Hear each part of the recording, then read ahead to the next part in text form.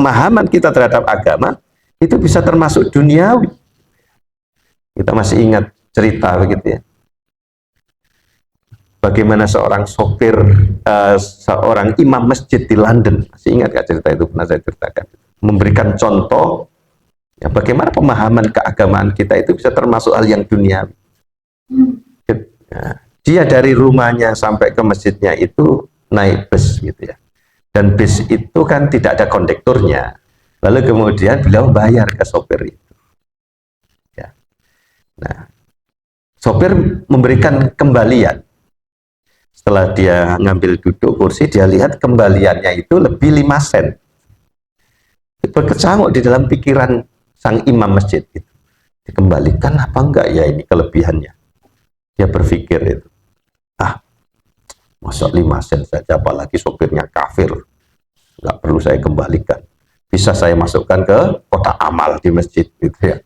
Berkecamuk dalam dirinya pikiran seperti itu, antara dikembalikan atau tidak, kelebihan kembalian sopir itu. Sampai dilalanya ketika dia turun di depan masjid, tangannya itu refleks memberikan kembalian ke sopir itu ya, padahal pikirannya dia berkecamuk antara mengembalikan atau tidak, bahkan cenderung untuk tidak mengembalikan dengan berbagai alasan yang dia bangun ya, kafir lah ini, gak usah, mending gak masukkan di amal aja biar bermanfaat. Kok dilala ketika mau turun dikasihkan kembalian itu, sopir itu langsung dan berikan jempol, Anda berhasil. Kaget si imam itu, apa maksud Anda begitu? Anda imam kan di masjid itu? Iya, saya imam. Saya sebenarnya punya ketertarikan untuk belajar Islam, tapi saya ingin menguji Anda sebagai imam masjid gitu ya. Apakah betul bahwa Islam itu betul-betul seperti yang digambarkan di dalam tuntunannya? Saya ingin melihat itu pada diri Anda, dan Anda berhasil. Tunggu saya akan ke masjid Anda dan masuk Islam. A'udzu billahi minasy syaithanir rajim. Bismillahirrahmanirrahim.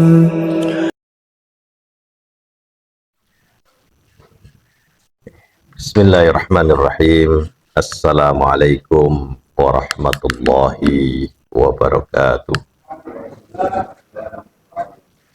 Alhamdulillah, nahmaduhu wa nasta'inuhu wa nastaghfiruh wa na'udzu billahi min syururi anfusina wa min sayyiati a'malina.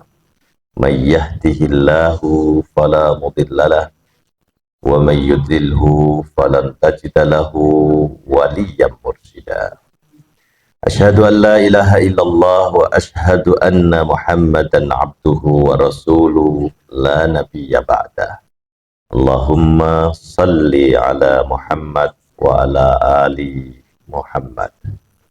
Bapak Ibu jamaah salat subuh Masjid Sang Surya yang dirahmati Allah Subhanahu wa taala, puji syukur sudah sepantasnya kita panjatkan hanya kepada Allah atas segala nikmat yang dianugerahkan kepada kita, wabil khusus nikmat iman dan kehidupan, sehingga kita bisa bersua, berhimpun di dalam satu majelis yang insya Allah diberkahi. Salawat dan salam semoga senantiasa terlimpah curahkan kepada uswah hasanah kita Rasulullah Muhammad sallallahu alaihi wasallam, atas setiap sunnah yang ditinggalkan buat kita untuk memandu kehidupan kita menuju kehidupan yang lebih tercerahkan. Bapak Ibu, pada kesempatan pagi hari ini kita akan melanjutkan ngaji kitab Nasaihul Ibad, yang kali ini kita sampai di maqalah ke-49 dari Babus Sulasi. Sebagaimana biasa, kita membaca kitabnya terlebih dahulu, ya, baru kemudian kita eksplorasi kandungan maknanya. Bismillahirrahmanirrahim. wal maqalatut tasi'atu wal arba'un. Dan makalah atau nasihat yang ke-49. An ba'dil hukama, ya, dari sebagian para ahli hikmah. Ya, al-hukama jamak min hakim, ya. Bukan hakim, ya. Kalau hakim, haknya yang panjang itu artinya hakim di pengadilan atau qadhi dalam bahasa yang lain, ya. Pemutus perkara, hakim, itu hakim, pakai haknya dipanjangkan. Tapi kalau hakim, ya, itu orang yang memiliki hikmah atau ahli hikmah, gitu ya.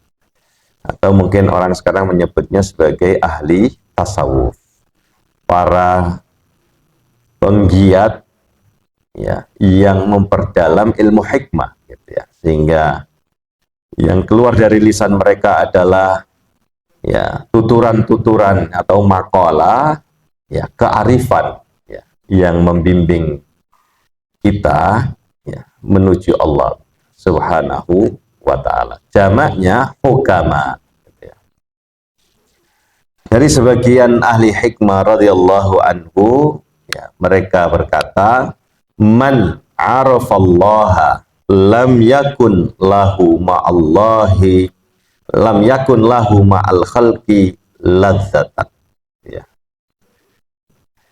Man, barang siapa, arafa, yang mengenal Allah atau yang memiliki ma'rifatullah, lam yakun lahu, ya, aslinya bisa kita permudah agar mudah memahaminya, lam yakun ladzatan lahu atau lam yakun lahu, ya, lam yakun lahu ladzatun ma'al khalqi, ya, ini lam yakun lahu ladzatan ma'al khalqi, ya, maka tiadalah lahu baginya, ya, kelezatan ma'al khalqi, bersama makhluk.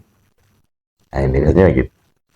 Jadi siapa yang dia sudah mencapai puncak kearifan, ma'rifatullah, puncak pengenalan yang terdalam terhadap Allah, maka kelezatan itu hanya bisa dia rasakan ketika berdekatan dengan Allah Subhanahu wa ta'ala. Ya, bergaul dengan makhluk itu menjadi biasa saja, ya, tidak ada kenikmatan.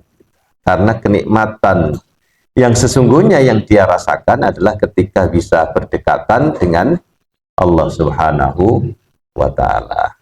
Li'annahu lam yuhibbu ghairallahi ta'ala.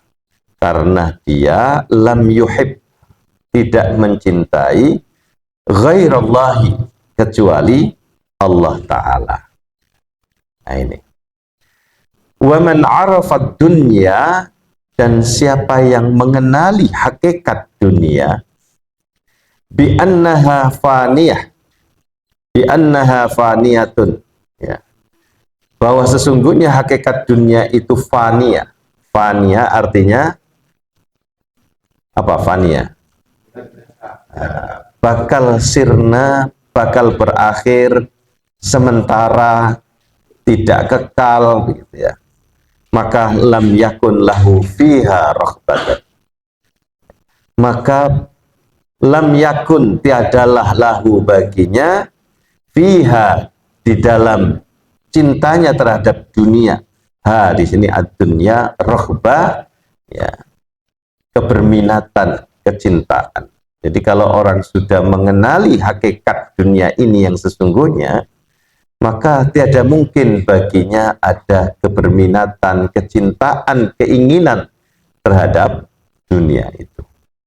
Bal ikhtara, bahkan kemudian dia lebih memilih ad-daral baqiyata, orientasi hidupnya pada ad-daral akhirah, pada kampung yang lebih abadi, al-baqiyah, yaitu kampung akhirat. Maka orientasi hidupnya adalah bagaimana, ya, mempersiapkan diri memperbesar bekal untuk kembali ke kampung yang lebih abadi, bahagia, yaitu kampung akhirat.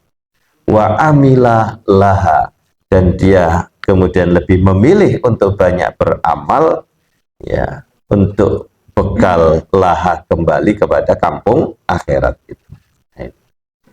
Lalu poin yang ketiga, wa man arafa adlallahi, dan siapa yang mengenali keadilan Allah Ta'ala, lam yataqaddam ilaihi al-khusama.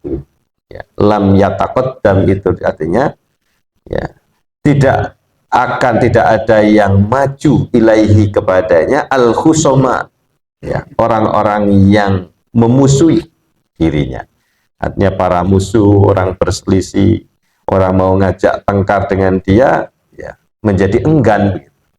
Karena orang seperti ini, ya, sudah tidak mau repot lagi dengan urusan hal-hal begitu. Ya.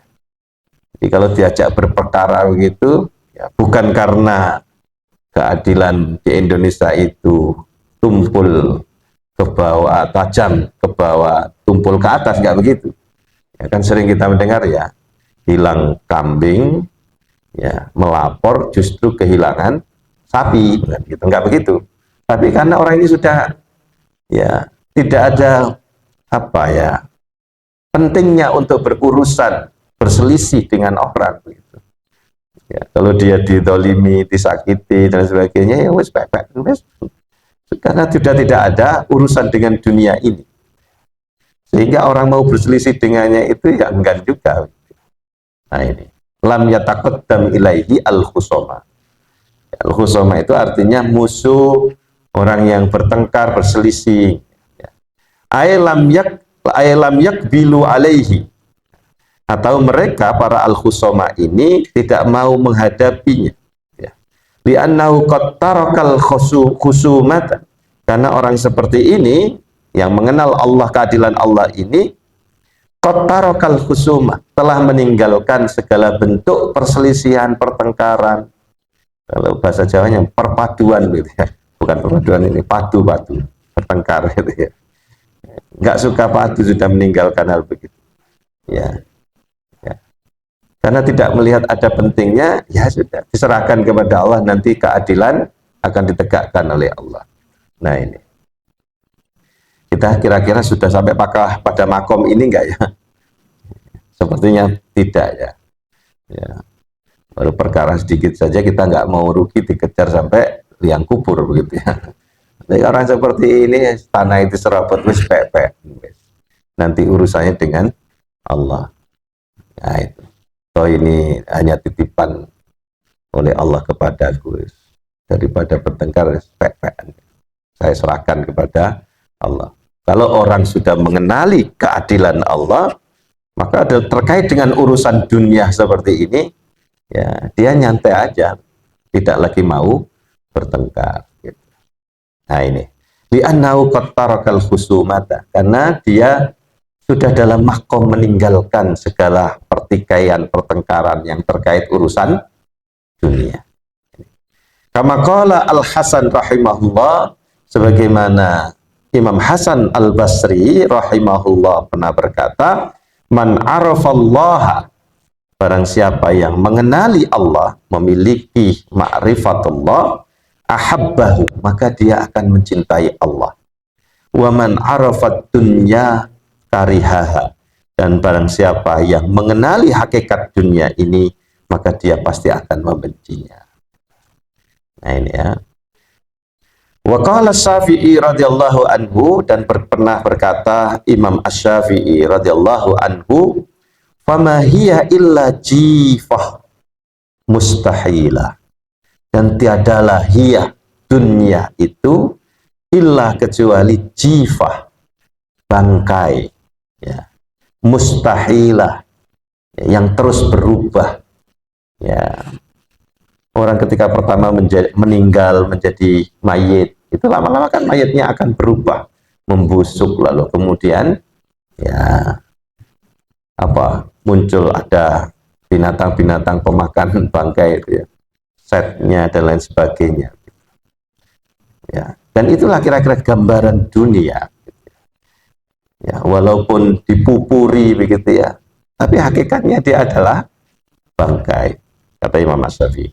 Alaiha kilabun. Ya, ini ada yang membaca hammahunna. Jadi mim yang kedua ini sebenarnya huruf H begitu ya. Alaiha kilabun, ya. Hammahunna ijtidzabuha.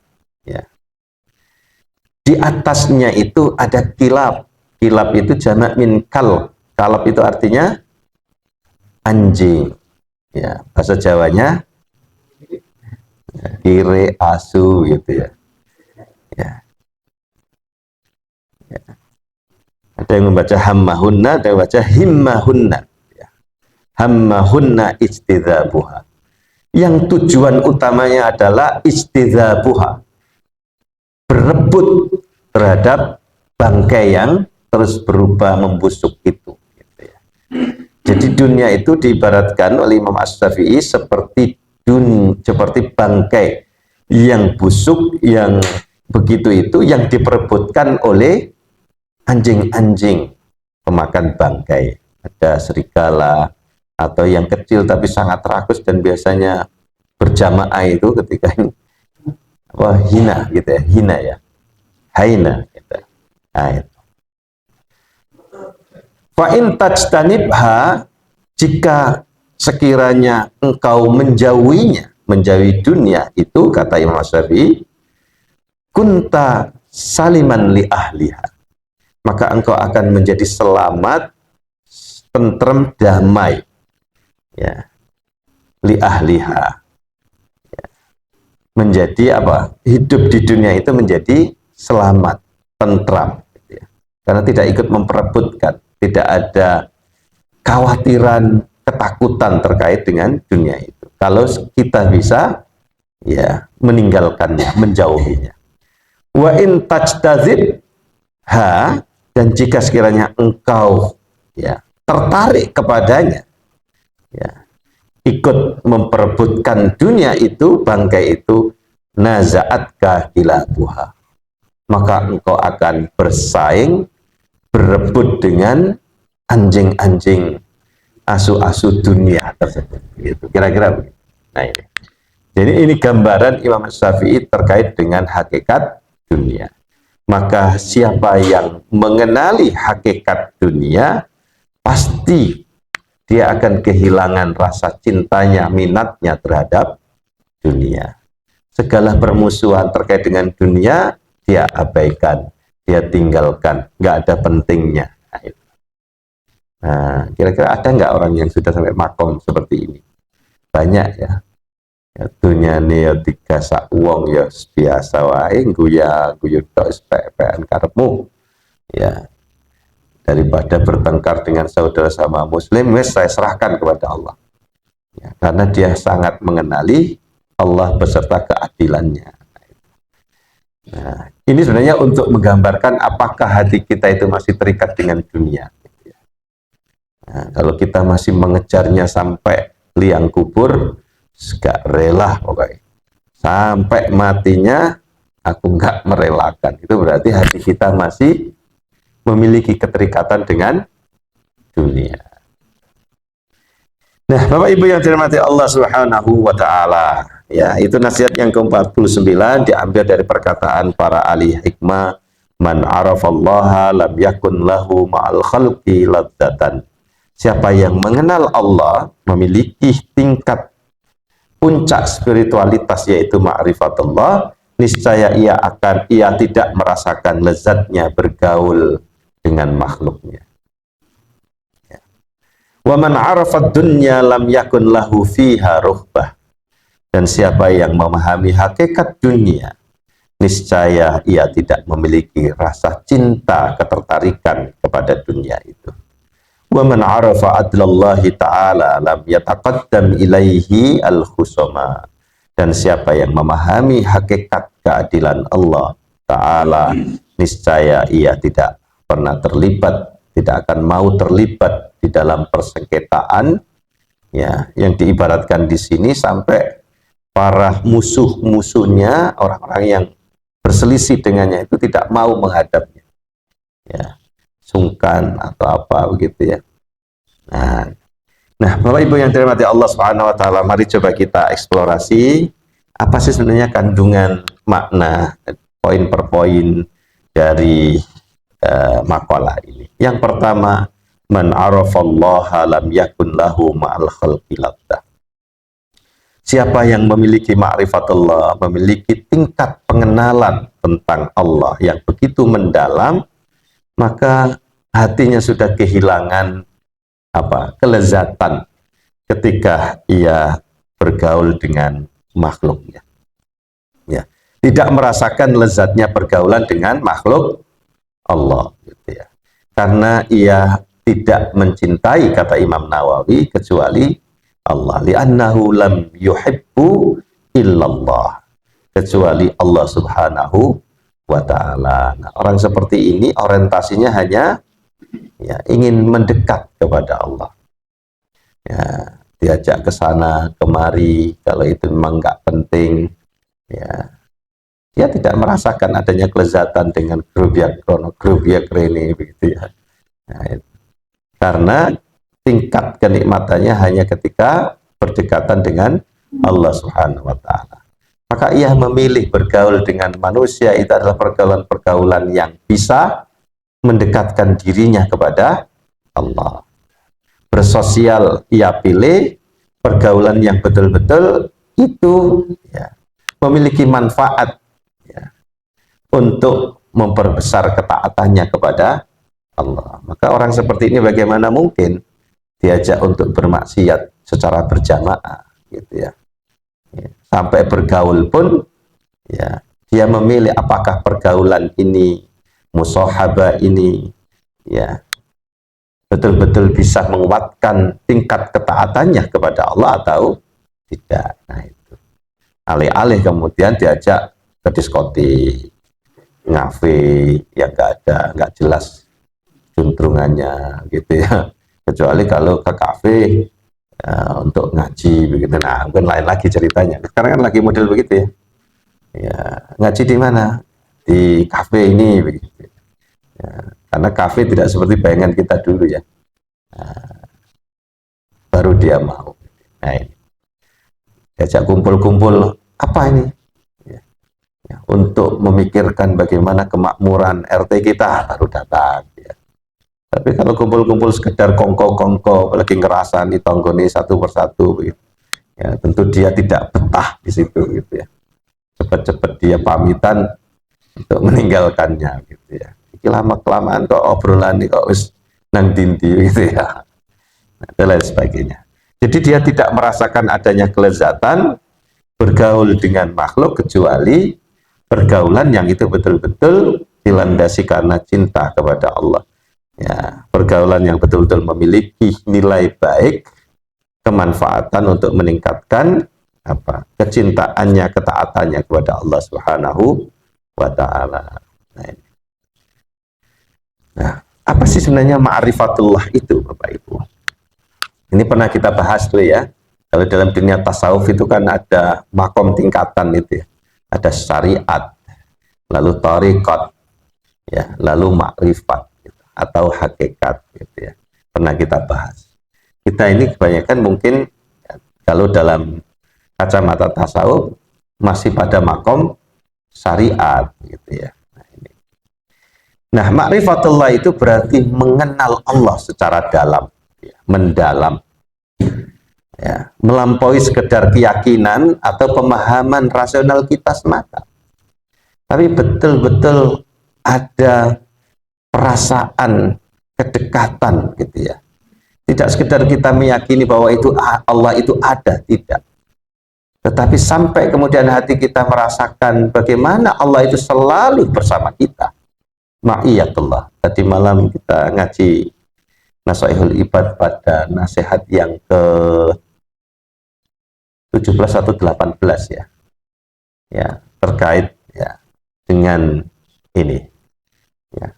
Orang yang sudah makrifat itu ya, jadi selalu merasakan ya, hatinya itu adalah qalbun alimun.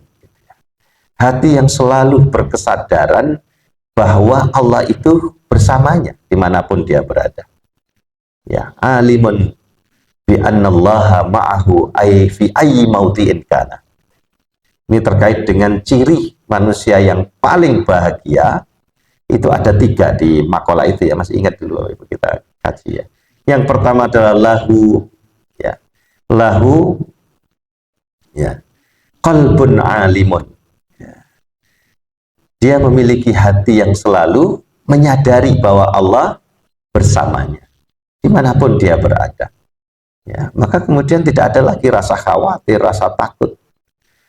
Ya, ketika ia didudukkan dalam singgasana kegembiraan, kenikmatan gitu, ya, dia selalu sadar Allah bersamanya sehingga tidak sombong. Dia sadar karena semua itu milik Allah. Ketika didudukkan dalam singgasana, diuji dengan kesengsaraan, kemiskinan, santai saja. Oh, ada Allah. Tidak kemudian dia putus asa, lalu kemudian menjatuhkan martabat muru'ah, harga dirinya dengan mengemis, menipu dan sebagainya. Tidak. Karena dia yakin betul Allah bersamanya, maka pertolongan Allah akan selalu hadir runtuhnya. Nah, jadi tidak sekedar mengenali Allah secara keyakinan semata, secara syariat begitu, tidak ya.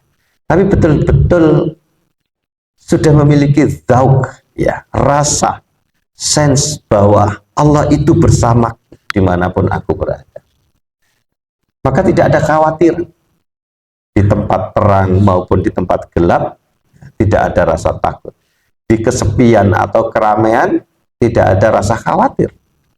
Nah, karena dia yakin betul, ya, dan merasakan keberadaan Allah selalu bersamanya. Persis seperti gambaran bagaimana Rasulullah ketika menghibur sahabatnya Abu Bakr As-Siddiq, ya, ketika hijrah ke Madinah, singgah sembunyi di Gua Zur, gitu ya. Begitu takutnya Abu Bakar, gitu, karena para pemuda pengejar, ya, beliau berdua itu tinggal julurkan kepala, nengok ke mulut gua saja itu sudah kelihatan. Ya. Gemetaran Abu Bakar gitu ya. Tapi Rasulullah menghiburnya dengan mengatakan, la takhaf wa la tahzan innallaha ma'ana. Bagaimana hati Rasulullah itu, ya, sudah menyatu dengan perasaan bahwa Allah bersamanya dan tidak meninggalkannya, sehingga tidak ada lagi rasa khawatir dan sedih. Pasti Allah akan menolong. Nah, itu gitu. Kira-kira kita sudah sampai makom itu nggak Bapak Ibu ya? Wah, HP carry nang omah rasane kaya piye. Aduh, gak enak kabeh. Apalagi ATM yang ketinggalan gitu ya. Tapi sekarang ATM sudah nggak ini ya, HP ya. Karena semuanya ada di HP. Bayar ini, bayar itu pakai kiris lewat HP. Sehingga ketua HP ketinggalan sudah khawatir, takut gitu. Nah, itu berarti makom kita masih jauh ya dengan makrifat ini. Jadi melampaui sekedar keyakinan atau pemahaman rasional kita. Ma'rifatullah melibatkan pengenalan akan keberadaan sifat dan tindakan Allah serta menginternalisasikan kesadaran ini di dalam kehidupan sehari-hari. Nah, ini orangnya namanya al-arif billah, jamaknya al-arifin, al-arifun. Ya, itu ahli makrifat seperti itu. Nah, tentu ini ya tidak ada sekolahnya begitu ya. Ya, di sekolah kita belajar tentang tauhid, itu memberikan bekal pengetahuan tentang sifat Allah, zat Allah gitu ya. Ya. Tetapi ya, ma'rifatullah itu melampaui pengetahuan tentang Allah sekedar keyakinan seperti itu. Dan ini tidak ada sekolahnya kecuali ya kehidupan kita ini yang langsung ya sebagai medan kita belajar. Maka mari coba kita belajar langsung gitu ya. Dengan membiasakan diri apa? Ya, menata hati kita itu untuk tidak kosong dari keberadaan Allah dan kesadaran bahwa Allah itu selalu bersama kita. Nah, ini harus dengan dilatih. Kalau dalam bahasa tarekatnya itu disebut dengan riyadhah itu. Ya, karena nggak ada sekolahnya, maka kemudian muncul kemudian lembaga-lembaga non formal itu. Ya. Ada tarekat yang kemudian membimbing, mendampingi para murid, ya, itu untuk menuju Allah, gitu ya, dengan wirid, zikir, ya dah. Kalau di Muhammadiyah kan tidak mengenal tarekat-tarekat begitu, gitu ya. Nah, di luar Muhammadiyah banyak tarekat itu. Ada Naksabandiyah, ada apa? Selain Naksabandiyah ada Qadiriyah, ada Sattariyah, ya, dan lain sebagainya, banyak sekali. Itu tarekat-tarekat yang itu seringkali karena lebih banyak menggunakan rasa begitu, maka seringkali itu rentan, kemudian rentan keluar dari syariat. Nah, itu makanya di NU kemudian ada mana yang masuk dianggap masih lurus, mana yang sudah keluar jalur, maka mereka menyebutnya dengan istilah, ya, at-tariqah al-mu'tabarah an-nahdiyah, gitu dah. Jadi tarekat-tarekat yang masih mu'tabarah, yang masih lurus berada di garis, ya, ketauhidan itu. Ada yang sudah keluar, nah, sehingga kemudian, ya, perilakunya aneh-aneh, makoli gitu. Dan sebagainya. Nah, itu kalau di Muhammadiyah kan tidak mengenal tarekat, ya, seperti itu. Ya. Mereka kemudian melatih zikir, wirid, gitu, dalam rangka untuk merasakan kehadiran Allah di dalam kehidupan. Nah, itu ya. Nah, itu Bapak Ibu yang dirahmati Allah Subhanahu wa taala, ya. Nah, kita bisa berlatih dengan zikir, gitu ya. Tentu zikir tidak sekedar yang kita ucapkan di lisan, gitu ya. Tapi ingatan dan perasaan kita bahwa Allah selalu berada bersama kita, menyertai kita, itu juga zikir, kata Ustadz Quraisyihab begitu ya. Ya, ketika kita nyetar motor, hendak berangkat kerja, kita kemudian berdoa, itu sudah zikir. Nah, apalagi ditambah di dalam perjalanan kita, ya, selalu kemudian melafadzkan asma Allah untuk selalu memasukkan di dalam kesadaran ada Allah bersama kita, gitu. Nah, itu juga zikir wirid yang kita praktekkan secara langsung. Dengan begitu, maka ketika kita mau melakukan sesuatu yang sifatnya maksiat, kita sadar bahwa Allah melihat kita bersama kita. Nah, yang konyol itu sadar bahwa Allah bersama kita tapi tetap bermaksiat begitu. Nah, ada yang menyebut sama halnya itu dengan musyrik begitu ya. Artinya berarti menyekutukan Allah, menyandingkan Allah dengan sesuatu yang lain. Dia mengenali Allah melihat tapi mengingkarinya dengan lebih memilih pada kemaksiatan, kan gitu. Nah, ini tidak mengakui Allah sebagai Tuhannya itu kafir. Tapi kalau kemudian menyandingkan Allah, mengakui tapi juga mengakui yang lain atau menduakan Allah dengan yang lain, itu adalah kemusyrikan, kan gitu. Logika sederhananya begitu. Ya. Maka harusnya kemudian ketika kita hendak berbuat maksiat, kita sadar Allah melihat, kita tinggalkan yang maksiat agar kita tetap mengesahkan Allah sebagai Tuhan kita. Nah, kira-kira sudah sampai pada tahapan itu, bisa nggak kita, Bapak Ibu? Nah, inilah perjuangannya, gitu ya. Nah, Bapak Ibu yang dirahmati Allah Subhanahu wa taala, ma'rifatullah itu adalah satu puncak dari perjalanan spiritual kita yang seringkali melibatkan refleksi, kontemplasi, pemurnian diri, ya, dan inspirasi ilahiyah. Nah, ngaji seperti ini adalah bagian dari kita melakukan kontemplasi itu, perenungan.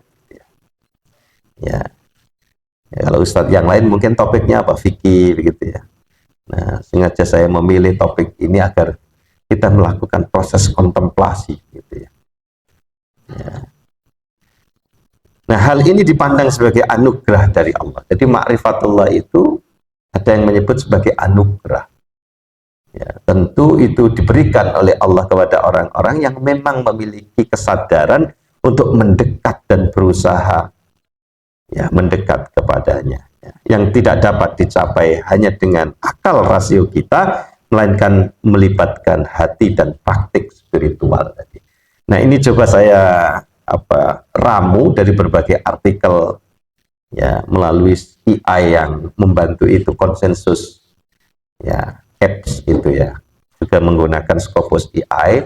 Jadi artikel-artikel yang terkait dengan ma'rifatullah dikumpulkan lalu kemudian disintesiskan, disimpulkan. Nah, ini diantaranya begini. Jadi seringkali ma'rifatullah itu dipandang sebagai anugerah yang tidak semua orang Allah berikan itu, ya. Terutama pada orang yang ya, melakukan pemahaman, refleksi, kontemplasi tadi, ya, udah melampaui batas akal rasionalnya, ya, melalui hati dan praktik spiritualnya, zikir, wirid, dan praktek-praktek upaya mendekatkan diri kepada Allah Subhanahu wa Ta'ala. Nah, bagi orang yang sudah makom seperti ini, maka kenikmatan duniawi itu tidak ada artinya. Karena kelezatan yang dia dapatkan adalah kelezatan dengan berakrab ria, mesra dengan Allah Subhanahu wa Ta'ala. Jadi seorang arif billah yang ma'rifatullah tadi tidak akan lagi terikat oleh kenikmatan duniawi yang bersifat faniyah sementara itu. Sehingga semua perasaan atau kepuasan yang berasal dari dunia ini terasa tidak berarti. Orang yang sudah memiliki hubungan yang sangat erat dengan Allah, kenikmatannya berasal dari kedekatannya dengan Allah, bukan dari dunia atau makhluknya. Diman arafallaha lam yakun lahu ladzah. Ya, kenikmatan itu hanya ada ketika berdekatan dengan Allah Subhanahu wa Ta'ala. Ya, seorang arif ya, billah merasakan kelezatan spiritual yang jauh melampaui kenikmatan duniawi atau interaksi sosial biasa. Ia tidak lagi bergantung pada makhluk untuk kebahagiaan hidupnya, karena hatinya telah dipenuhi oleh cinta dan kehadiran ilahi. Ini bukan berarti membenci makhluk ya, lalu kemudian nggak mau bergaul gitu ya, isinya itu di pojok masjid tok begitu ya, awane poso, pengini tahajud tok, qiyamul lail, nggak mau tahu urusan dunia. Nggak begitu juga Mas Bro gitu ya, ya bukan begitu. Karena Rasulullah juga mengingatkan ya, satu kisah ya, ada yang melapor kepada Rasulullah, ya Rasulullah, si A itu luar biasa, hamba yang sangat-sangat luar biasa. Loh, kenapa? Kata Rasul, wah, dia selalu berpuasa gitu ya, ya selalu berada di masjid begitu ya. Lalu siapa yang memberi makan dia selama ini begitu? Karena dia nggak bekerja, nggak ini, di masjid ya para saudaranya. Maka Rasulullah mengatakan saudaranya lebih baik daripada dia begitu ya. Karena dia melupakan tanggung jawab duniawinya. Nah, tentu tidak begitu orang yang arif billah ya. Dia tidak membenci makhluk, tidak. Justru cintanya kepada makhluk semakin kuat sebagai ekspresi pengejawantahan dari cintanya kepada Allah. Nah, ini. Maka semakin mencintai makhluk Allah, menyakiti semut aja nggak berani. Nah, itu kira-kira begitu. Karena ekspresi dari cintanya kepada Allah. Karena Allah meminta begitu. Mulatafatun nas, bergaul dengan manusia itu ya, sangat dianjurkan dalam pergaulan yang memberikan manfaat untuk membangun ketaatan kan. Maka dia tidak membenci makhluk, tetapi menunjukkan bahwa hubungan dengan Allah menjadi pusat eksistensinya. Itu menjadi lokus yang kemudian memancarkan cinta kepada sesama makhluknya. Gitu. Tidak seperti yang diingatkan di dalam surat Taubah yang tadi dibacakan oleh Imam ya, di rakaat pertama. Kul in kana aba'ukum wa abna'ukum wa ashiratukum wa amwalun iktaraftumuha. Ya, ya, dan perniagaan yang kalian takuti kerugiannya. Ya, lebih kalian cintai daripada Allah, minallahi wa rasulihi, ya, wa jihadin fi sabilihi, ya, fatarabbasu hatta ya'ti Allahu bi amri. Wallahu la yuhibbu wa wallahu la yahdil qaumal fasikin. Ya, tidak seperti ayat yang mengingatkan ini ya. Ya, katakanlah jika kiranya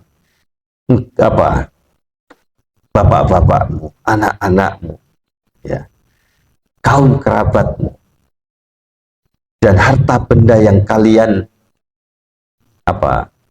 perniagaan yang kalian takutkan kerugian, atau rumah megah yang kalian lebih cintai daripada Allah dan Rasulnya, dan berjihad di jalan Allah, maka tunggulah sampai Allah kemudian mendatangkan keputusannya. Nah, ini.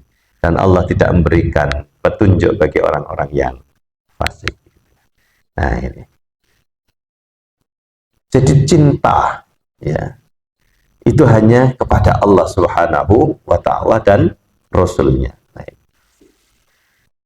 Nah, Bapak Ibu yang dirahmati Allah Subhanahu wa Ta'ala, itu jadi barang siapa yang mengenali Allah demikian dalam, ma'rifatullah, maka kelezatan hidup itu dirasakan ketika bisa berdekatan dengan Allah, tidak kemudian berdekatan dengan dunia ini. Nah, tapi bukan berarti kemudian dia meninggalkan, ya, makhluknya, bergaul dengan manusia dia tinggalkan, tidak juga. Karena di sisi yang lain juga banyak perintah kita diminta untuk ngopeni, ya, dunia kita, ya. Ya, kita menjadi khalifatur Rabbi fil ardi. Nah, yang kedua, man arafat dunya lam yakun lahu fiha rughbat. Dan barang siapa yang mengenali hakikat dunia, pasti dia tidak akan memiliki ketertarikan dengan dunia. Gitu ya. Artinya memandang dunia itu biasa saja. Di duit ya biasa saja, gak di duit ya biasa saja. Jadi tetap bisa senyum, gitu ya. Ya, biasa aja. Karena dunia itu fani, ya, kata Imam Nawawi, gitu ya. Karena dunia itu ya bakal hancur, bakal berakhir, binasa, sementara, tidak abadi, ya. Lalu kemudian dipastikan untuk kampung akhiratnya dengan banyak beramal dalam rangka untuk menyiapkan bekal kembali ke kampung akhirat. Dunia di dalam tasawuf itu dipandang sebagai fana, ya, fana seperti tadi ya.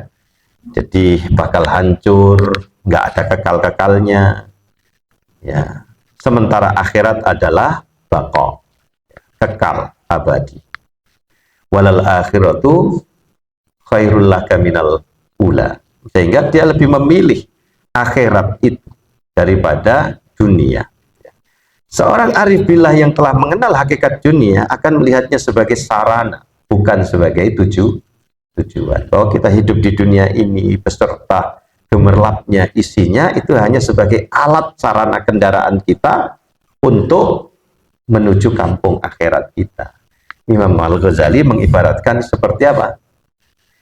Ya, pulau yang indah di mana kita hanya singgah sementara untuk kemudian mengambil bekal perjalanan berikutnya. Jangan sampai kemudian kita tertipu oleh pulau indah itu, lalu kita tidak mau lagi naik kapal untuk melanjutkan perjalanan. Ya, karena tertipu dengan pulau kecil dan indah itu. Nah, kita hanya singgah sementara di situ. Ya,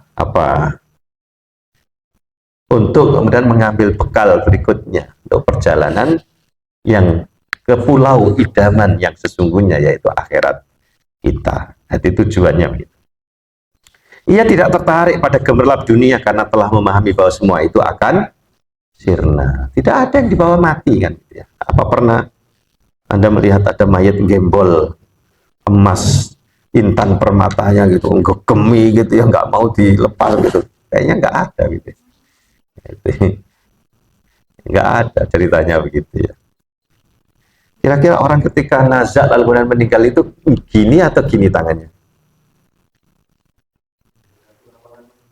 Gantung amalan masing-masing ya. Ada yang gegem, ada yang buka. Gitu ya. Oh, berarti nggak bisa jadikan ibarat ya. Gegem itu berarti dia gegemi dunianya gitu. Nggak bisa juga begitu ya. Zuhud, nah ini yang kemudian diajarkan kepada kita ya. Dalam bahasa yang lain itu dulu tasawuf itu ketika sebelum dikenal dengan istilah tasawuf, para ulama-ulama kita dulu itu menyebutnya dengan zuhud. Jadi istilah tasawuf itu baru hadir kemudian ya. Imam As-Syafi'i misalnya, Hasan Al-Basri misalnya, itu masih menggunakan istilah zuhud untuk menyebut tasawuf dalam bahasa sekarang. Orangnya disebut dengan zahid, bukan sufi gitu ya. Nah itu yang kemudian diajarkan kepada kita ya, yaitu menjauhkan diri dari kecintaan terhadap dunia, atau lebih pasnya kegilaan terhadap dunia. Nah, menjadi sikap batin yang lahir dari makrifat terhadap kefanaan dunia gitu ya. Nah, sehingga cerita-cerita tentang zuhud, dan kalau kita perhatikan hampir kebanyakan makalah di dalam kitab Nasha'ihul Ibad ini ya mengajarkan kepada kita tentang sikap zuhud gitu, ya. Nah ini, nah, sehingga istilah-istilah tentang zuhud itu kan banyak cerita yang berkembang ya, dalam rangka untuk mengingatkan kita ya agar kita memiliki kecintaan hanya kepada Allah dan ya mengikis kecintaan kita kepada dunia gitu ya. Nah, setelah seseorang mengenal Allah dengan hati yang tulus, keinginan terhadap harta, kekuasaan atau kenikmatan duniawi menjadi hilang. Ya, dalam tasawuf ini disebut dengan sikap wira'i, itu wara, ya. Yaitu keadaan ketika seseorang lebih mementingkan kehidupan akhirat dan menyadari bahwa dunia hanyalah tempat sementara. Maka orang tersebut tidak akan tergoda oleh godaan dunia. Nah, jadi orang kalau sudah mengenal hakikat dunia, pasti dia akan ya tidak ada rasa kepincut kepada dunia itu. Nah, Imam Asy-Syafi'i tadi menggambarkan hakikat dunia itu seperti bangkai yang terus membusuk gitu ya, yang diperebutkan oleh anjing-anjing ya, berebut untuk bisa menguasainya.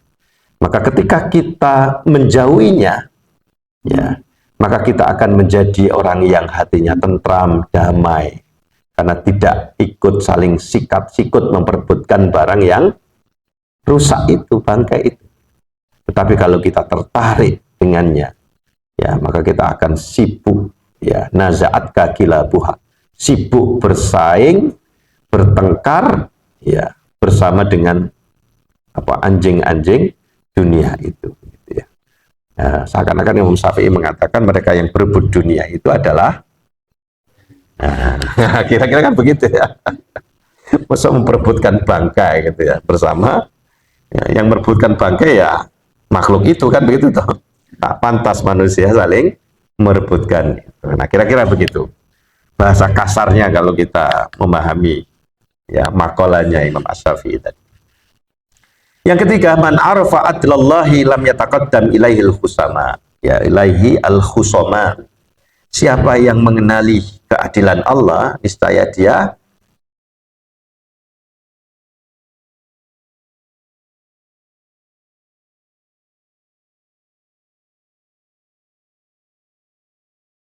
apapun terkait dengan dunia, dia tidak mau ikut terlibat di situ, berebut harta. Kayaknya kita heran juga ya, di Indonesia itu korupsi bisa berjamaah begitu ya. Nah, kalau orang yang sudah arif billah, nggak mungkin dia mau berjamaah dalam hal begitu gitu ya. Al-khusuma. Nah, ini mengandung makna bahwa seseorang yang memahami keadilan Allah tidak akan terlibat dalam permusuhan atau sengketa ya terkait dengan urusan dunia. Dunia itu isinya apa sih Bapak Ibu? Kan ya itu aja. Kalau dulu istilahnya kan 3T itu, 3T. Wanita, harta, tahta. Bagi wanita tentu laki begitu kan. Artinya terkait dengan urusan seksualitas gitu ya, ketertarikan lawan jenis kan gitu. Lalu kemudian harta, kekayaan, lalu kemudian tahta, kekuasaan. Nah, ya. Termasuk di dalamnya apa? Selain tiga itu, popularitas. Ya mungkin ada orang yang dia diuji dengan harta, ya kuat gitu ya. Diuji dengan lawan jenis, seksualitas, menter begitu ya, kuat gitu ya. Diuji dengan apa lagi? Kekuasaan, nggak bergeming. Tapi kalau nggak dihargai orang, gitu ya, itu sepertinya sakitnya itu di sini, gitu ya. Gitu ya. Aku sudah upload perkataan yang indah-indah, nggak ada yang nge-like pun itu. Hati-hati, itu dunia, gitu ya. Urusan dunia. Ingin dipuji, ingin selalu dipandang orang. Nek rapat itu kayak pengen gagasan idenya itu yang harus dipahami, tapi dia nggak memahami gagasan orang lain. Pokoknya harus saya yang punya usulan ini. Lagi-lagi dunia itu, ingat, kita lupa bahwa kita ini manusia punya keterbatasan. Nggak mungkin semua gagasan kita itu sempurna. Ya, maka musyawarah itu ya ujungnya adalah mencari solusi yang terbaik. Tidak harus memaksakan solusi kita kalau memang itu ya nggak terbaik kan, tapi kita nggak mau, hati-hati. Yang niatnya musyawarah bagus, tapi kemudian muncul ya hal-hal yang sifatnya dunia, agar selalu dipandang, ini loh si fulan yang selalu memberikan ide-ide cemerlang, menunjukkan dia pintar, ini hati-hati. Nah, cobaan seorang yang alim, ulama itu di situ. Ya, dia diuji dengan harta kuat, diuji dengan kuasa juga kuat, ya, diuji dengan lawan jenis ya kuat. Gitu. Tapi seringkali dia gelundung karena itu. Ketika kemudian banyak ya, jamaahnya lebih memilih ustadz yang lain, dia mangkel gitu kan. Nah, itu dunia. Iya. Ya. Nah, kita harus berhati-hati. Dunia itu tidak hanya kemudian yang tampak materi, tidak. Ya. Tapi juga sampai pada madhab, cara kita memahami agama, bukan agamanya loh ya, tetapi pemahaman kita terhadap agama itu bisa termasuk duniawi. Kita masih ingat cerita begitu ya, bagaimana seorang sopir, seorang imam masjid di London, masih ingat gak cerita itu, pernah saya ceritakan, memberikan contoh ya, bagaimana pemahaman keagamaan kita itu bisa termasuk hal yang duniawi. Ya, dia dari rumahnya sampai ke masjidnya itu naik bus gitu ya, dan bis itu kan tidak ada kondekturnya, tidak nariki karcis begitu, enggak, tapi menggunakan kartu begitu ya, yang kemudian ya sudah modern lah ya. Atau kalau dia lupa bawa kartu, dia bisa memberikan ongkos ya, duit itu tetapi dengan uang pas kan begitu, sehingga sopirnya tentu karena dia sibuk nyopir, dia terima itu nggak bisa memberikan kembalian kalau nggak sempat kan begitu. Nah, waktu itu beliau lupa, lalu kemudian beliau bayar ke sopir itu ya. Nah, sopir memberikan kembalian. Setelah dia ngambil duduk kursi, dia lihat kembaliannya itu lebih 5 sen. Berkecamuk di dalam pikiran sang imam masjid itu. Dikembalikan apa enggak ya ini kelebihannya? Dia berpikir itu. Masa 5 sen saja, apalagi sopirnya kafir. Enggak perlu saya kembalikan. Bisa saya masukkan ke kotak amal di masjid gitu ya. Berkecamuk dalam dirinya pikiran seperti itu, antara dikembalikan atau tidak. Kelebihan kembalian sopir itu. Sampai dilalanya ketika dia turun di depan masjid, tangannya itu refleks memberikan kembalian ke sopir itu.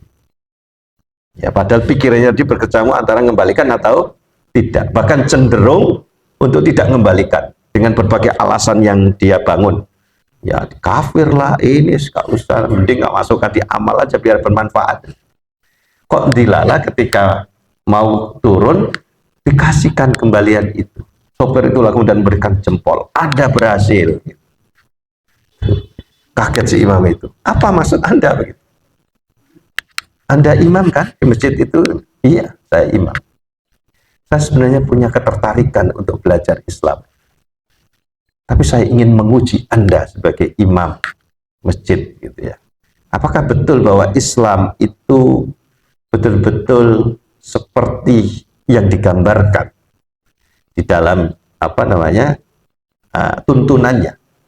Saya ingin melihat itu pada diri Anda dan Anda berhasil. Tunggu saya akan ke masjid Anda dan masuk Islam. Coba. Itu kalau misalnya dia nggak jadi ngembalikan, gitu.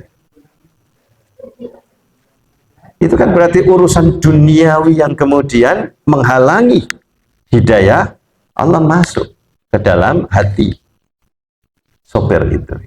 Nah ini hati-hati. Kadang-kadang Islam kita itu kemudian tertutupi dengan pikiran-pikiran, interpretasi, pemahaman yang itu sifatnya duniawi, tapi kita anggap itu sebagai agama. Akibatnya kemudian interaksi kita dengan yang lain bisa terganggu karena itu. Dia Muhammadiyah, dia NU. Nggak mau saya bergaul. Dan dulu itu kan begitu ya. Dulu begitu. Anaknya saling mencintai, tapi ini anaknya Muhammadiyah, ini NU. Nggak dinikahkan itu. Gara-gara pemahaman itu, padahal pernikahan itu ya syariat kan gitu. Coba. Ya iya. Apalagi. Jadi dunia itu bisa tidak sekedar materi Bapak Ibu. Tetapi hal-hal yang sifatnya imaterial berupa pemahaman itu juga duniawi, bisa jadi duniawi. Walaupun dibungkus dengan nama tafsir agama, pemikiran keagamaan, mazhab dan lain sebagainya. Hati-hati ya. Kita harus bisa menempatkan itu gitu ya. Fanatisme kita terhadap agama kita ya, fanatis buta ya, bukan, tentu kita harus fanatik ya, tapi ini fanatik yang buta ya. Itu bisa terjebak di dalam wujud keduniaan. Ya, hati-hati. Ketika kita melihat masjid sebelah misalnya nggak makmur gitu, kita senang, hati-hati. Dan itu duniawi loh. Wah, alhamdulillah masjid kita ini banyak kegiatannya. Beda dengan masjid sebelah itu, hati-hati. Ya, harusnya kita justru senang kalau masjid yang lain makmur, masjid kita juga makmur. Nah, jangan itu karena berawal dari hasud, dengki dan sebagainya, itu udah duniawi sudah. Ya, nah ini kita dulu melihat ya, orang tua kita dulu itu biasa saling membantu. Di kampung saya itu, bapak saya itu pengurus Muhammadiyah Ranting, itu biasa tokoh NU ya, itu datang di rumah saya lalu berdiskusi dengan bapak saya dan sebagainya. Dulu namanya ada Yahudi namanya, itu selalu datang, bahkan kalau sakit itu datang ke rumah saya. Coba bayangkan, minta obat ke bapak saya, padahal bapak saya SD aja nggak tamat, bukan dokter, bukan dukun begitu. Bukan, karena bapak saya itu memang penyakitan begitu loh, punya asma akut, sehingga memang bergaulnya dengan dokter gitu. Saking seringnya sakit itu, sehingga koleksi obatnya itu banyak gitu. Ya. Tapi Mbak Yahudi itu sampai minta obat itu ke bapak saya, coba. Padahal Kiai NU, coba. Suaranya didengar oleh jamaahnya, bahkan jamaahnya datang ke rumahnya minta tisu untuk sembuh ya, coba. Coba. Loh iya. Aku sampai heran. Tapi itu mengajarkan kepada kami anaknya gitu ya. Begitu erat hubungan antara pengurus NU dengan Muhammadiyah. Dan nggak sungkan misalnya masjid NU itu bangun, itu minta donasi kepada pengurus Muhammadiyah. Dan bapak saya enteng aja mencarikan donasi. Nah ini kan luar biasa. Tidak seperti kita hari ini yang saling gontok-gontokan begitu ya. Nah ini. Nah, wah ini sudah habis waktunya ya. Nah, dia sadar bahwa segala sesuatu terjadi atas ketetapan dan hikmah Allah. Nah, di dalam tasawuf ini disebut dengan ridho. konsep tentang ridho yang sering kita bahas itu ya, terhadap takdir, dan juga taslim, berserah diri, pasrah terhadap keputusan Allah. Karena itu ia tidak membalas kezaliman dengan kezaliman, melainkan dengan kesabaran dan kasih sayang.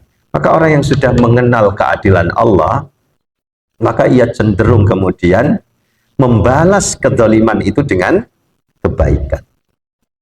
Ya, nggak mau dia berebut, bermusuhan, tidak. Justru orang yang mendolimi dia balas dengan kebaikan. Karena urusannya dengan Allah. Pasti seperti cerita yang sering kita dengar ya, bagaimana Imam Ahmad itu dijaili oleh tetangganya anak muda. Gitu. Ya Ahmad ta'al, gitu. Imam Ahmad tolong kemari, bantu saya. Gitu. Ketika Imam Ahmad sudah datang ke rumahnya, nggak jadi, ya diprank, gitu ya. Sampai 3 kali. Tapi Imam Ahmad itu biasa saja. Tetangga yang lain mengatakan, bagaimana Anda kok nggak marah begitu ya? Nah, apa alasannya saya harus marah, kata Imam Ahmad. Ketika ada tetangga minta bantuan, Islam mengajarkan bantu dia. Maka ya, kewajiban saya membantu. Urusan dia kemudian itu hanya ngeprank, ya urusan dia dengan Allah Subhanahu wa Ta'ala. Karena itu saya melakukan itu antara saya dengan Allah, tidak karena dia kita ya berbuat baik itu. Bisa nggak kita seperti itu, Bapak Ibu, kira-kira? Maka al-khusoma, orang-orang yang suka ngeprank, ngajak bertengkar itu menjadi enggan untuk berurusan dengan orang seperti ini. Ibaratnya itu disiram nggak basah, dijemur juga nggak kering, biasa aja gitu. Ya, diajak kelahi, senyum tok. Ya. Kira-kira orang mau berselisih dengannya gimana? Ya, males gitu ya. Ibaratnya di ujung-ujung diprovokasi itu nggak kobong juga hatinya begitu. Nah ini Bapak Ibu tentang 3 hal yang menjadi akibat ketika kita memiliki ma'rifatullah itu. Yang pertama apa tadi? Kalau kita sudah memiliki tingkat ma'rifatullah, nah ini kenikmatan yang kita rasakan itu ada ketika kita berdekatan dengan Allah. Ya, tidak di dalam pergaulan kita dengan makhluknya gitu ya. Ya. Dan ketika kita memiliki tingkat ma'rifatullah gitu ya, maka kita tidak memiliki ketertarikan dengan dunia ya. Dunia hanya menjadi sarana kita untuk kembali ke kampung akhirat kita. Allah yang terlihat adalah aspek keadilan Allah, sehingga kita tidak gampang berselisih terkait urusan dunia. Nah ini Bapak Ibu barangkali yang bisa kita refleksikan, kontemplasi. Mari sekarang kita coba belajar ya, menurunkan pengetahuan-pengetahuan yang seperti ini ke dalam pengkondisian kehidupan kita sehari-hari. Ya, kalau boleh saya mengutip teorinya Imam Al-Ghazali kan begitu ya. Al-ilmu, al-hal, al-amal gitu ya. Itu menjadi proses bagaimana kita belajar. Awali dulu, bekali dengan ilmu, ya pengetahuannya dulu. Ya. Lalu dari pengetahuan itu turunkan menjadi conditioning, self conditioning, pengkondisian diri. Ya. Jadikan itu sikap mental, selalu mengkondisikan. Dalam bahasa yang berbeda itu menjadi tata cara kita membaca keadaan. Ya, ya seperti tadi kita tahu tentang definisi dunia dan lain sebagainya. Maka mari coba kita jadikan sebagai cara kita memandang kondisi ketika itu meliputi kehidupan kita sehari-hari. Ah, itu urusan dunia. Ya nggak apa harus marah, harus bertengkar, gitu kan. Lalu kemudian diwujudkan menjadi amal yang terus, tindakan yang terus kita biasakan. Maka karakter akan terwujud di situ. Ya, nah ini. Ya, Imam Ghazali memberikan teori begitu dalam penanaman akhlak. Ya. Ya, terutama dalam konteks bagaimana kita belajar ya, diri kita. Al-ilmu wal hal wal amal. Nah, itu. Segitiga yang saling berkelindan. Gitu. Oke, saya kira demikian Bapak Ibu. Terima kasih atas segala perhatian. Mohon maaf atas segala khilaf. Aku qouli hadza wastaghfiruh. Mari kita akhiri dengan doa kafaratul majlis. Subhanakallahumma wa bihamdika asyhadu an la ilaha illa anta astaghfiruka wa atubu ilaih. Terima kasih. Assalamualaikum warahmatullahi wabarakatuh. Alhamdulillahi Rabbil Alamin.